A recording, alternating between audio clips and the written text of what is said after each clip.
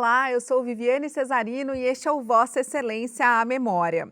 Como a gente nunca sabe os caminhos da vida, o homem que era cobrador e motorista de ônibus foi eleito vereador. E aqui no plenário ele não dormiu no ponto não, viu? Trabalhou para aprovar a lei que garantiu a manutenção dos cobradores, garantindo cerca de 20 mil postos de trabalho na época. Levantou muitos debates sobre a organização e os custos do transporte público. Foi relator do projeto que criou o bilhete único.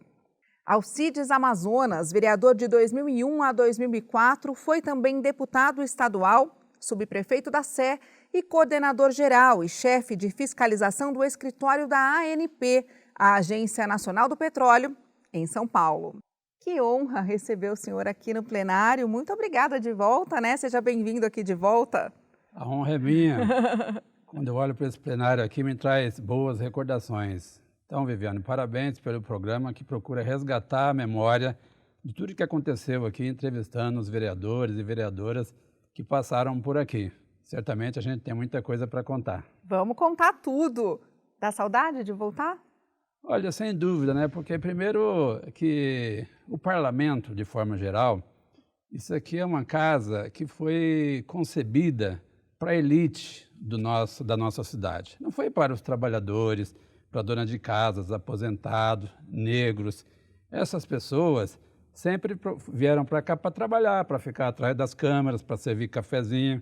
Então, na hora que um operário, que um trabalhador, um motorista de ônibus, e eu fui o primeiro motorista de ônibus a sentar numa cadeira aqui, isso a gente rompe barreiras, a gente é enxerido, a gente mobiliza os trabalhadores, o povo mais pobre da cidade de São Paulo e consegue vir para cá. Isso é raro, porque as campanhas são muito baratas, não tem dinheiro, não tem grandes empresários favorecendo. Então, quando um trabalhador senta aqui nessa cadeira, é uma conquista importante para o povo de São Paulo. Você estava me dizendo, antes da gente começar a gravar esse programa, que foi um acidente de percurso, essa vinda. Já eu achei uma coincidência incrível, assim, da vida. Na realidade é o seguinte, eu passei a década de 90 militando junto ao sindicato. Em 97, eu fui eleito secretário-geral do sindicato. E, tradicionalmente, os secretários-gerais dos sindicatos motoristas viram presidente. Então, na realidade, eu vinha me preparando para ser presidente do sindicato. A presidência lá. Aí, de repente, os trabalhadores, o meu partido, falou, olha, eu acho que é melhor você ser candidato a vereador e abrir mão de ser candidato a presidente do sindicato. Então, a gente se preparou para uma coisa e acabou assumindo outra, o que foi uma coisa boa, né? Porque fizemos aqui muitas coisas boas para os motoristas, para os cobradores e para os usuários do transporte coletivo de forma geral. Você disse que usualmente não é o lugar, né, das pessoas, dos cobradores, dos motoristas, dos que trabalham, né, na copa, na cozinha. Isso te intimidou de alguma forma quando o senhor chegou aqui? Sim, quando eu cheguei aqui, primeiro que já foi estranho eu botar um paletó e uma gravata, né, para poder entrar aqui. E quando eu cheguei aqui, todo mundo me olhava esquisito, né, principalmente aqueles que já estavam há muito tempo aqui, porque não é normal um cobrador, um motorista de ônibus vir aqui ocupar um espaço. Isso foi mudando ao longo do tempo. Então eu fiquei aqui meio tímido, mas subia na tribuna, discursava de igual para igual, porque aqui depois que está aqui os 55, não tem essa, todo mundo vale um voto.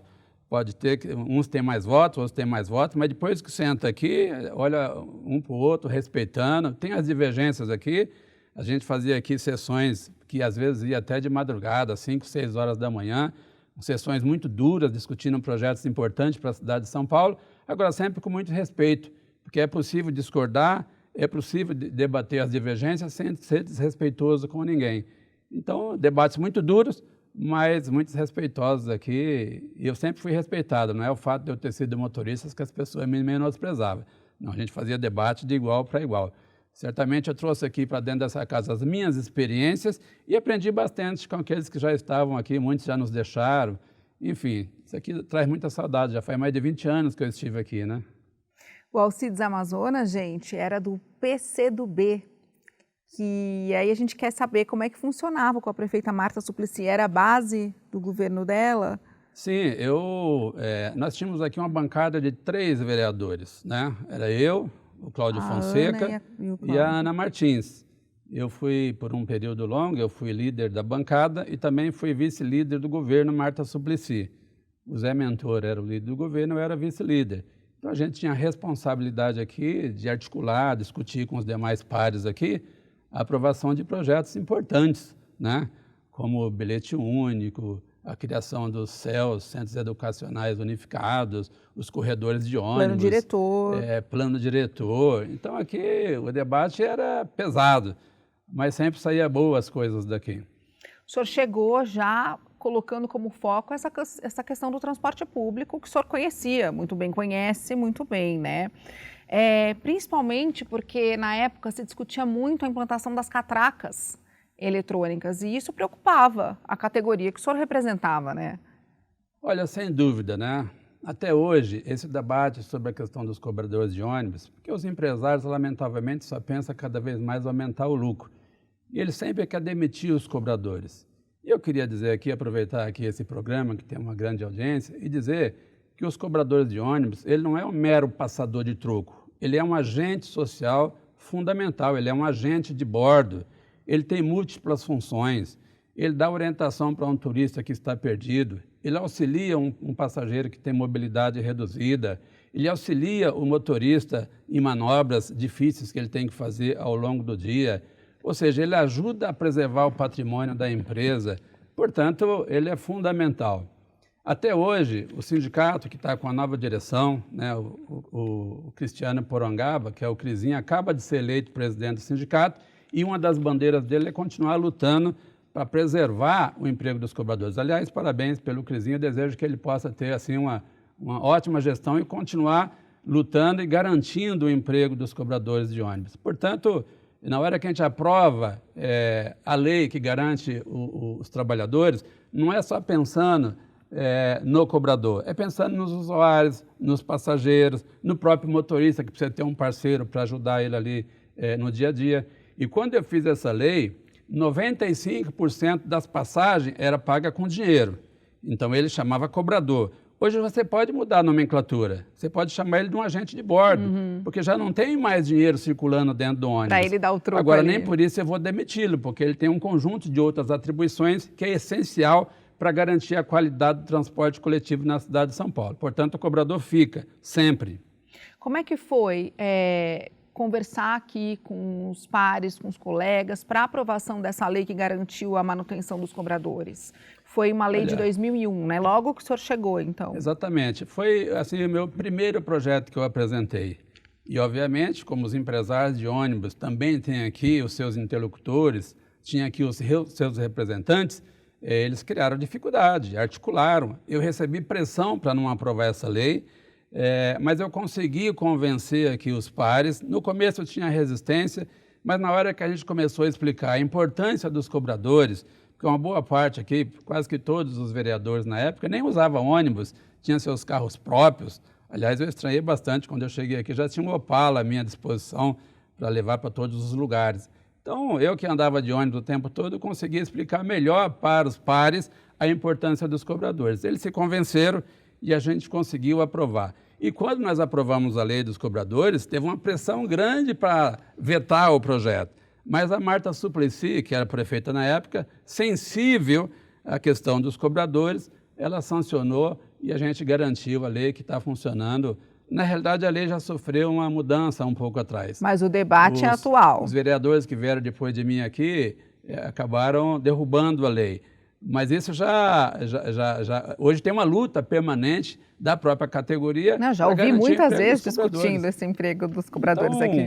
A casa aqui precisa ficar atenta para não deixar, principalmente numa crise que nós vivemos de desemprego, a garantia de 20 mil postos de trabalho faz toda a diferença.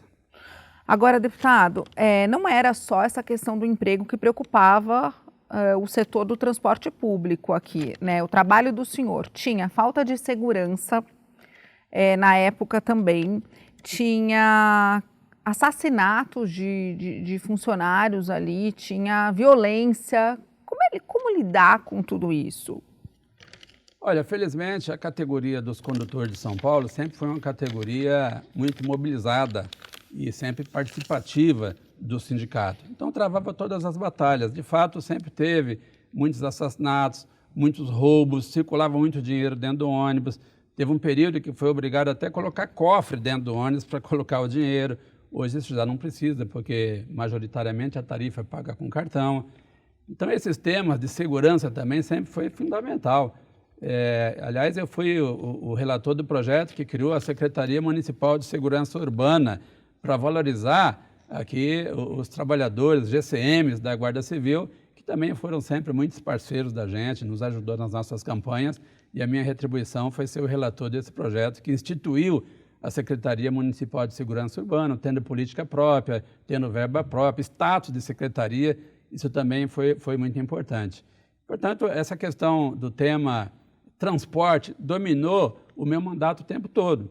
Tem uma outra lei que eu fiz, que foi a lei do motor traseiro. O que é a lei do motor traseiro?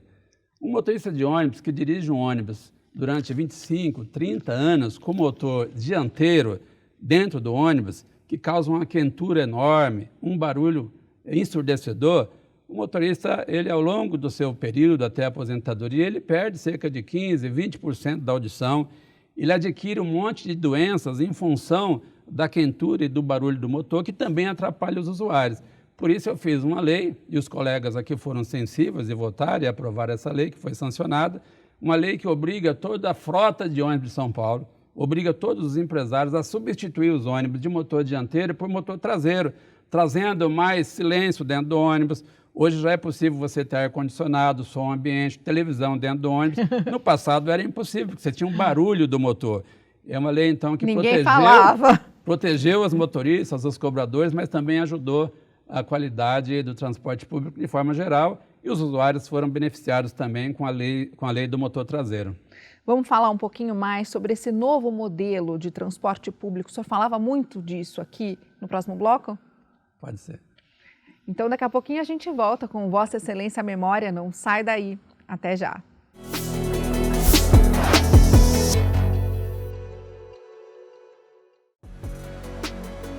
Para assistir a outras edições do programa Vossa Excelência Memória, aponte seu celular para o QR Code que está aparecendo na tela e acesse nossa playlist do YouTube. Rede Câmara São Paulo, sua conexão com a política da cidade.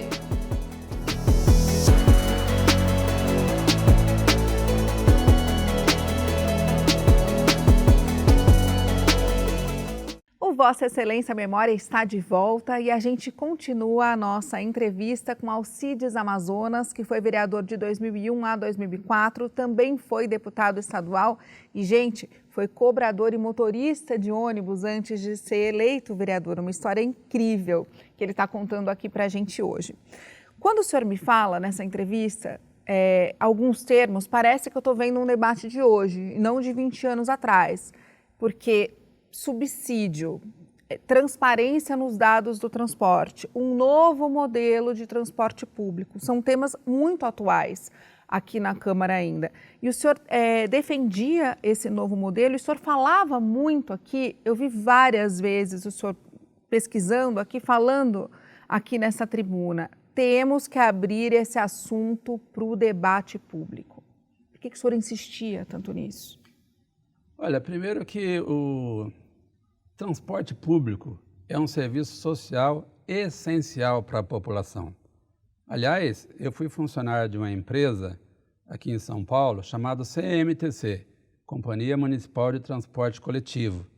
Essa empresa, ela era responsável para fiscalizar, planejar, ou seja, operar o sistema. Aliás, a CMTC operava 30% do sistema, 70% pela iniciativa privada.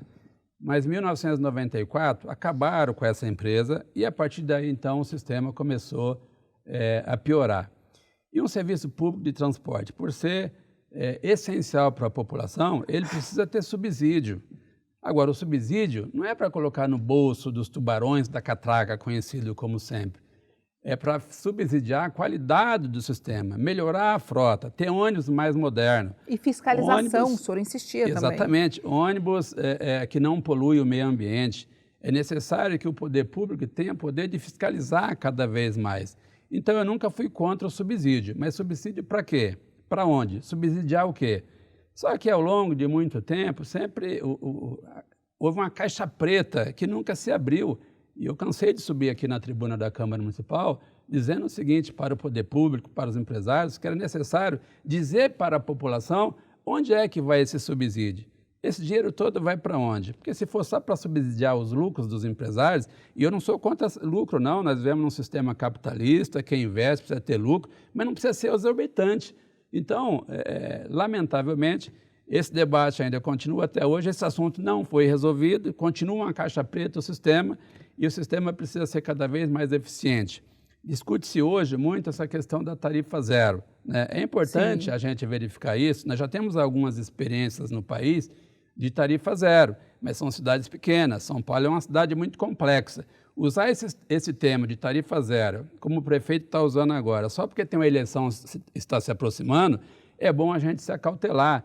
O discurso da tarifa zero é um discurso bom, é um discurso, inclusive, que a própria esquerda aqui na Câmara tem defendido ao longo de décadas, mas é bom a gente ter cautela, fazer um debate mais aprofundado, ouvindo a opinião pública, porque fazer projetos e fazer leis só em função de uma eleição que está se aproximando, isso pode custar muito caro para a população de São Paulo. Então, acho que o debate precisa fluir aqui na Câmara Municipal sobre todos os aspectos. Como melhorar mais a qualidade do transporte coletivo na cidade de São Paulo, como ter tarifas mais acessíveis, né? Como a gente fazer com que as pessoas se motivam a deixar o seu carro na garagem e andar de transporte público. A gente só vai conseguir fazer isso se a gente oferecer um transporte público de qualidade, com tarifas justas, com ônibus modernos, que não poluem a cidade de São Paulo e que traga conforto para a população. Sem isso, a gente vai ficar só debatendo. Então, esse debate eu provoquei aqui ao longo de muito tempo, e espero que continue o debate, mas que tenha solução, né? Uma hora precisa ter uma solução. Eu acho que a solução vem na hora que abrir a caixa preta, mostrar para onde que vai os recursos, qual é a necessidade, quanto custa de fato o sistema de transporte, com quanto o poder público deve colaborar, qual é o lucro dos empresários, qual é o problema de dar transparência a isso. Tem que ter transparência. Eu acho que a Câmara Municipal pode cumprir um grande papel nesse sentido. Como é que era, 20 anos atrás, a interlocução disso tudo que o senhor está dizendo com a prefeita Marta Suplicy na época? Como é que chegou, então, essa questão do bilhete único, que o senhor foi relator? Tudo isso foi consequência desses debates que o senhor provocava? Olha, no passado se falava muito em transporte público por ônibus, falava pouco de outros meios de transporte, né? Hoje a palavra de ordem é mobilidade urbana, que envolve tudo, envolve até os aplicativos de transporte, outras modalidades que foram surgindo ao longo desse tempo. Na época da Marta Suplicy, tinha espaço para a gente debater. O debate era acirrado, né? Nós tivemos uma época aqui em São Paulo que nós tínhamos 12 mil peruas clandestinas. Ninguém tinha coragem de enfrentar isso. A Marta enfrentou, né? Criou as cooperativas, que depois viraram micro-ônibus, e deu uma melhorada no sistema. Muita coisa ainda precisa ser feita. Ela fez muitos corredores de ônibus, sancionou a lei dos cobradores, criou o bilhete único. Hoje, muitas cidades pelo país afora debatem e implantam o bilhete único. E eu tive a honra de ser aqui o relator do bilhete único, uma grande conquista que se mantém até hoje na cidade de São Paulo. Precisa aprimorar, precisa ampliar mais, precisa ter interligação com os municípios aqui do entorno de São Paulo, mas foi uma conquista importante, viabilizada no governo Marta Suplicy. Agora, a gente está falando tanto de transporte, eu queria que sobrasse um tempinho para falar dos projetos que o senhor propôs em relação às mães, que me chamou muito a atenção na pesquisa que eu fiz, né? O senhor falava bastante de transporte, mas olha que projetos interessantes. O senhor apresentou, né, um projeto que dispõe sobre a presença do companheiro durante o parto nas maternidades da rede pública, que propunha a aplicação da anestesia no parto, apoio às mães solteiras. Isso o senhor também falou bastante aqui, né? Na realidade, o nosso mandato, assim, era um mandato muito aberto e participativo. Eu fazia plenária nas periferias da cidade de São Paulo do mandato, para que as pessoas pudessem opinar das sugestões sobre projetos de lei. E a maioria desses projetos que eu apresentei aqui, alguns viraram lei, outros viraram projetos, alguns foram vetados, foram colhidos exatamente nessas plenárias. E nas plenárias que eu fazia, tinham muitas mulheres. E as mulheres, como todo mundo sabe, sempre foi muito discriminada, né? Tem pouca representação até hoje aqui na Câmara Municipal. Então, os homens aqui precisam apresentar projetos também para as mulheres. Nesse sentido, um dos projetos que me trouxeram aqui foi exatamente esse, para fazer com que aquele momento difícil, quando a mulher está no parto, ela precisa ter um acompanhante ali do seu lado, precisa ter um companheiro ali do seu lado. E isso ser garantido pelo poder público. Então, uma lei assim de alcance social bastante importante. E mãe solteira também é outra questão. Mãe solteira fica largada. Então, o poder público também precisa prestar atenção nas mulheres que são mães solteiras, que muitas vezes, muito jovem, acaba ficando grávida, tendo filhos e não tem o companheiro para acompanhar. O poder público também precisa criar as condições para proteger as mães solteiras. Então, o debate aqui em defesa das mulheres, na luta em defesa das mulheres, não se resumia em participar apenas do 8 de março, o Dia Internacional das Mulheres. Não, o nosso mandato, de fato, dava espaço para a participação das mulheres, e as mulheres vinham aqui, opinavam, faziam sugestões. E cobravam também? E eu acho assim até hoje, e deve cobrar, sempre, né? Adorei essas plenárias. É isso, quando você faz plenária, ouve as pessoas, sempre surgem ideias boas que você pode... Mas não era muito comum aqui não, né? Escutar assim, né? Não era muito comum. O povo comum. Depois de eleito, ou era? Não era muito comum, porque a tendência do vereador, do parlamentar de forma geral, seja ele vereador, deputado federal, a tendência é ele se enclausurar aqui no seu gabinete e fazer as coisas da sua cabeça. Então, durante uma campanha eleitoral, você ouve muitas sugestões, mas no exercício do mandato, você também ouve muitas sugestões. Então, quando você faz plenários, mandatos abertos para as pessoas opinarem, sempre surgem bons projetos. Eu desenvolvi aqui um estudo, não chegou a transformar num projeto, que não deu tempo, foi um estudo para melhorar o sistema de táxi na cidade de São Paulo, né? Foi um estudo que nós desenvolvemos, depois deixamos aqui o estudo pronto, não sei se depois virou uma lei, mas, enfim... Essa casa ela não faz lei só, ela desenvolve estudos, ela apresenta sugestões para o executivo, que levanta os debates. Levanta os debates. Para mim aprovar a lei dos cobradores aqui, você estava perguntando aqui, né, se teve resistência. Eu só consegui aprovar aqui a lei dos cobradores, na época os motoristas e cobradores usavam camisa azul. Isso aqui, essas galerias ficaram todas azuladas, lotadas de trabalhadores, motoristas e cobradores, fazendo pressão em cima dos vereadores para aprovar aqui. Porque se não for assim, essa casa aqui é que nem panela de feijão, só vai na pressão. Então tem que ter pressão popular. Se não tiver pressão popular, está aí o plano diretor que está sendo debatido aqui agora, né? Se não tiver pressão popular, esse plano diretor não vai levar em consideração as necessidades da periferia de São Paulo. O mercado imobiliário vai dominar aqui os debates e não vai deixar aprovar as coisas aqui que protege o povo mais pobre da periferia.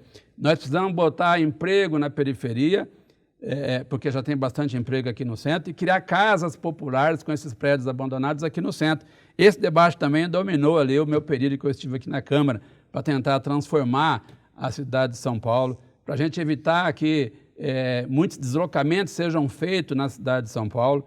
Então, você pode, por exemplo, reduzir em 15%, 20% a população que circula na cidade de São Paulo. Se você criar emprego lá na cidade de Tiradentes, no Itaim Paulista, no Capão Redondo, nas periferias de São Paulo, e aqui no centro você criar casa para que as pessoas possam morar aqui, uma vez que aqui tem bastante emprego. Ou seja, tem que ter, isso precisa ser garantido num plano diretor. Como é que você melhora a mobilidade? Como é que você incentiva as pessoas a deixar seu carro em casa e andar mais de transporte público, né? E o poder público, a Câmara Municipal, é central nesse debate para fomentar boas ideias e transformar em boas leis aqui nessa casa. Para a gente encerrar agora, deputado, em relação ao partido, em relação aos colegas, em relação aos debates, o senhor teria feito alguma coisa diferente? Não, eu acho que tudo que eu fiz aqui, eu não me arrependo. Nós tivemos aqui muitos debates acirrados. Aqui eu nunca fiz inimizade. Aqui eu cheguei com a minha humildade de um motorista de ônibus. Aqui, até para operar aqui o painel de votação, eu aprendi com os demais colegas aqui. Portanto, é uma casa que me ensinou bastante, me ensinou para a vida. Tanto é que depois que eu passei por aqui, eu virei deputado estadual, eu fui dirigente da Agência Nacional do Petróleo, um período de 7 anos que eu fechei e interditei mais de 800 postos de combustível no estado de São Paulo. Uma baita de uma responsabilidade. E essa casa aqui me deu muita experiência. Eu fui subprefeito aqui da Sé, né, onde aqui eu pude também deixar a nossa marca de fazer um centro mais inclusivo, não tratando morador em situação de rua como um problema de polícia, com porrada, com água de madrugada na cara. Não, muito pelo contrário, a gente tratava com um problema social. Fui secretário municipal na cidade de Mauá por um período, né? Enfim, a minha passagem aqui pela Câmara certamente me deu um belo conhecimento para enfrentar a vida aí lá fora. Foi uma honra para a gente receber o senhor aqui nesse plenário novamente. Deputado, vereador, sempre cobrador. Exatamente. E muito obrigada por dividir essas histórias com a gente e com quem assiste o nosso programa. Eu que agradeço a oportunidade, parabéns pelo programa que procura preservar a memória de quem passou por aqui. É importante, né? Isso. Muito obrigada. E é isso, Vossa Excelência, a memória fica por aqui. Para você, muito obrigada pela audiência e até a próxima. Tchau.